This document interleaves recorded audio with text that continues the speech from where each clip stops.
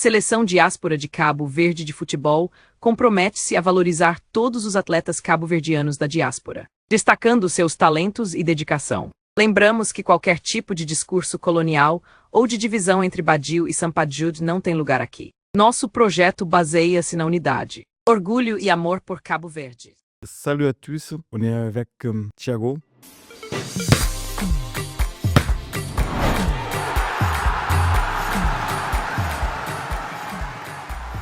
Donc, notre gardien de la sélection. On va apprendre un peu à le connaître aujourd'hui. Donc, Thiago, tu es né où? Alors moi, je suis né au Portugal, à Lisbonne, à Almada pour ceux qui connaissent. Ça fait combien de temps que tu es ici en France? Ça fait 18 ans. Je suis arrivé ici à l'âge de 2 ans. Parle-moi comment tu as commencé, du coup, à jouer au foot. Alors j'ai commencé, j'avais 8 ans. J'ai commencé à Saint-Loup. Je sais plus c'était quoi le nom du club. Je crois que ça s'appelait Saint-Loup. AS Saint-Loup, je crois. Après ça, je suis resté 1 an. Je suis parti à Ponte Vivo, Vivo Sauvagère à l'époque. Je suis resté, je suis resté 6 ans là-bas. J'ai progressé, j'ai joué. On a gagné des tournois. Après ça, je suis parti à Bonneveine, en 17 régionaux. Et j'ai fait, voilà. Et tu as été toujours gardien ou avant tu jouais sur le terrain? Non, j'ai toujours été gardien. Non, j'ai commencé attaquant.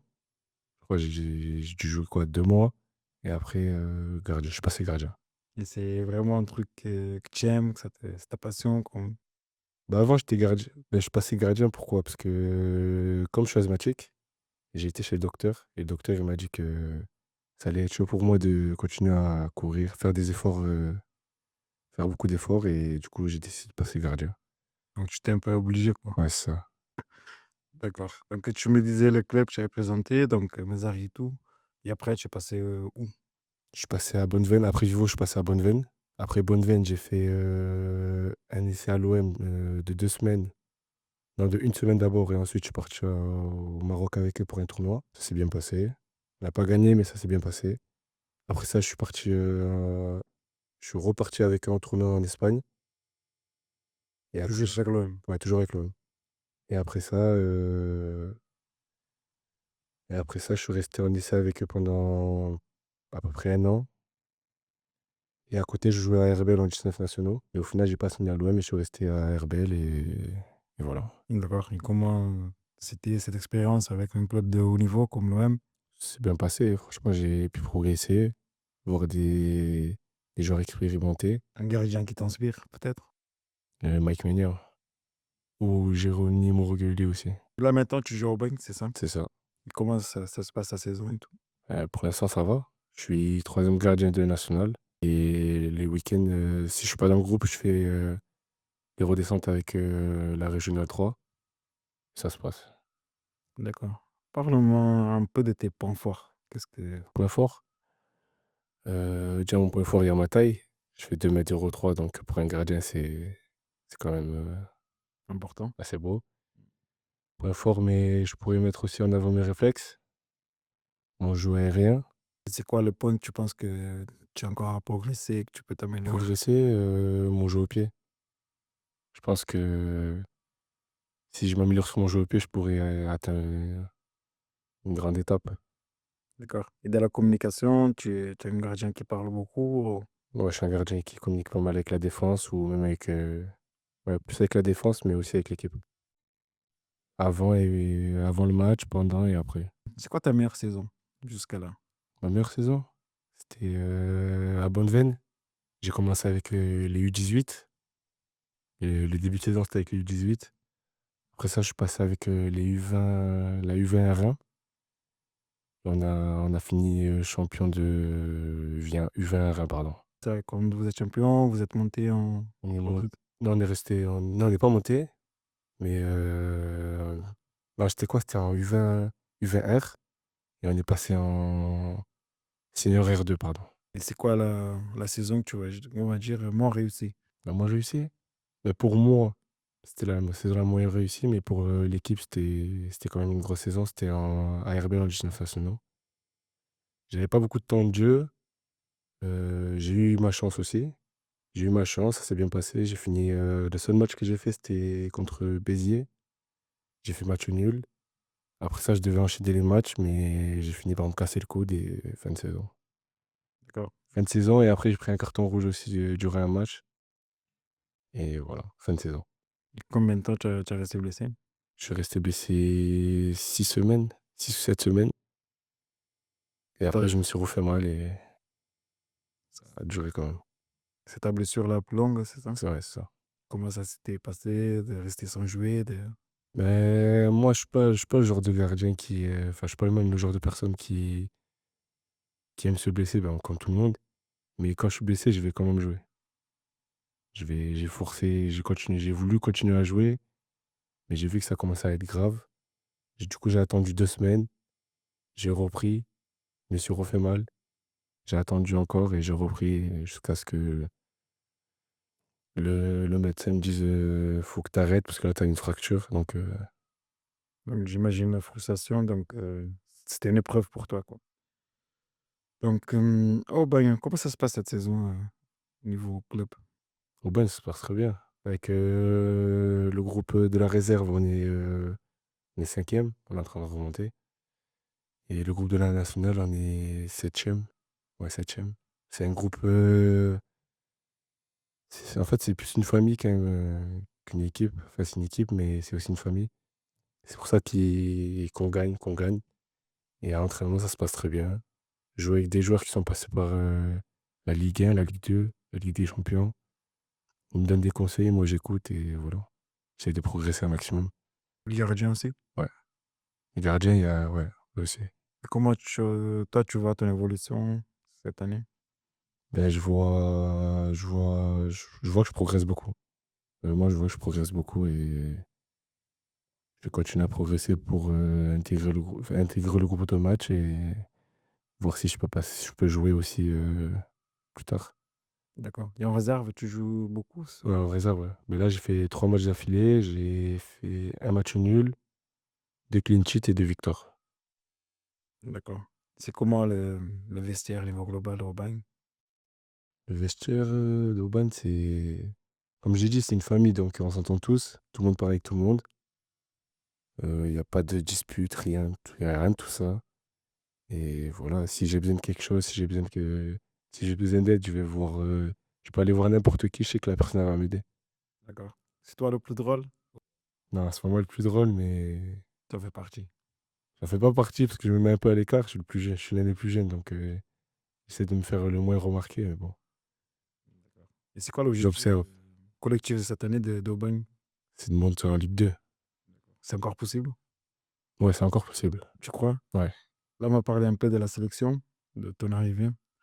Donc, depuis quand tu as commencé avec la sélection Diaspora? Moi, j'ai commencé en 2023.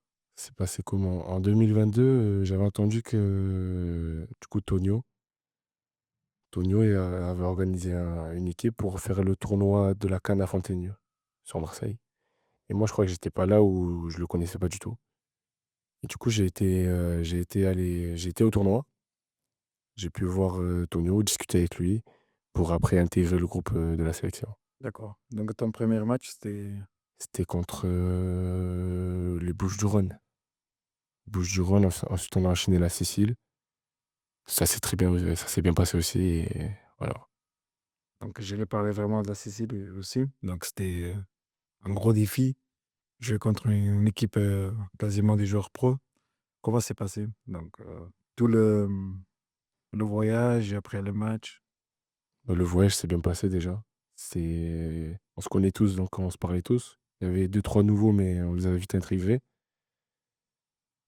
On arrive à l'aéroport un peu, c'était le matin.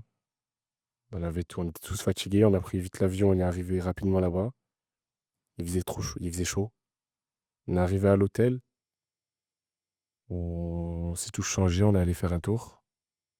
Et après ça, le lendemain, on a commencé les entraînements. Entraînement, décrassage et après on est vite passé au match. C'était une équipe un peu difficile à jouer. Comment tu te sentis dans le match? Ouais, je dirais pas que c'est une équipe difficile à jouer, parce que franchement, on pouvait faire quelque chose.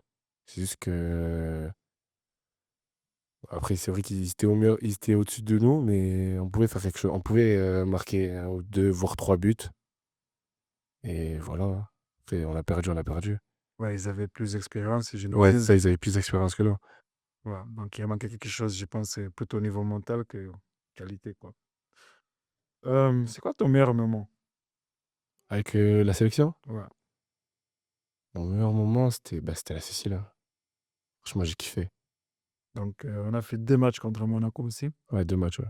Comment tu te sentis, le premier match surtout qu'on a gagné? Le 1er, on l'a gagné et le deuxième, on a perdu. Bon, c'était compliqué. C'était intéressant de jouer contre une équipe. Ouais, c'était intéressant. Ton pire moment aussi?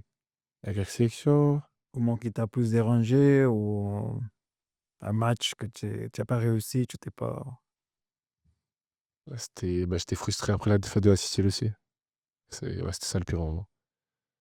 C'était un bon moment aussi. donc là, tu me dis que tu es arrivé au projet en 2022. Comment tu 2023, vois ouais.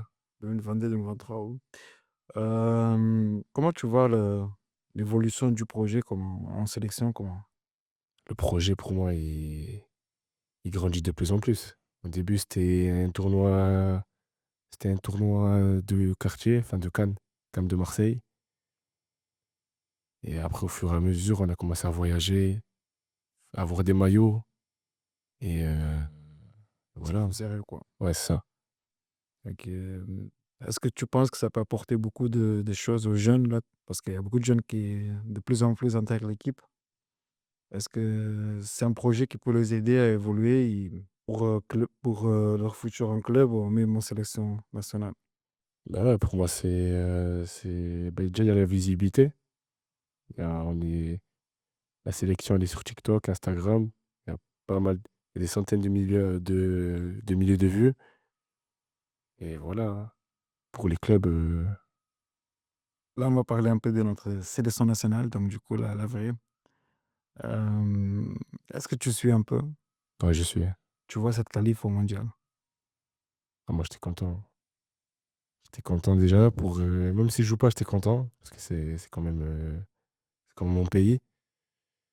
Et pourquoi pas être sélectionné, hein. Penses-tu de notre sélection, là? Qu'est-ce que tu...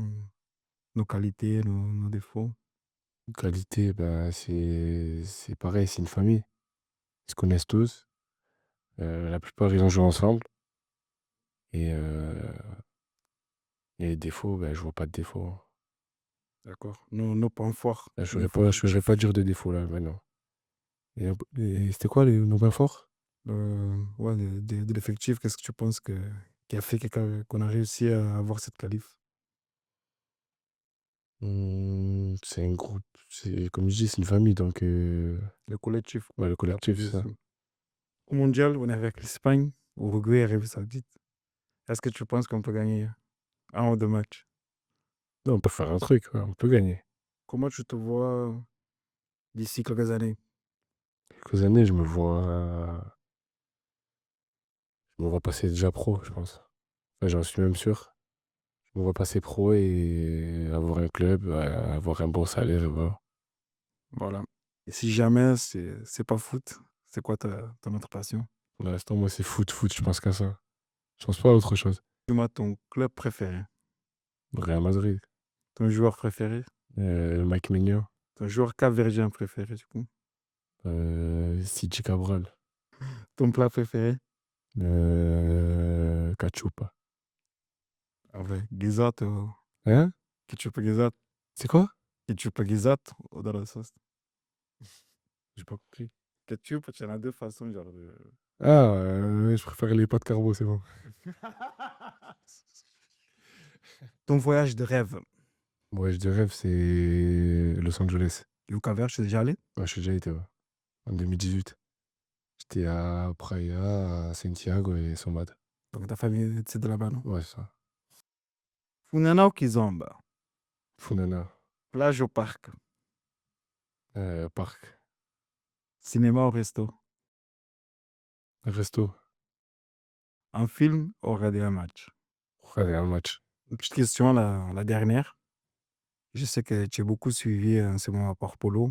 Donc, c'est quoi l'importance de cette suivi effectivement de Polo dans ta carrière là maintenant? Déjà, il me conseille beaucoup, il me parle beaucoup. Des fois, on se téléphone pour savoir comment ça s'est passé mes entraînements, tout ça, et mes matchs. Et à côté, on fait du spécifique et franchement, ça m'aide beaucoup. C'est une approche un peu différente de ce que tu as en club, j'imagine. Ouais, c'est pas pareil, ouais. Donc, merci Thiago. Merci à vous. Donc, on a appris un peu plus à te connaître. Donc, j'espère qu'à la maison, vous êtes contents. À la prochaine.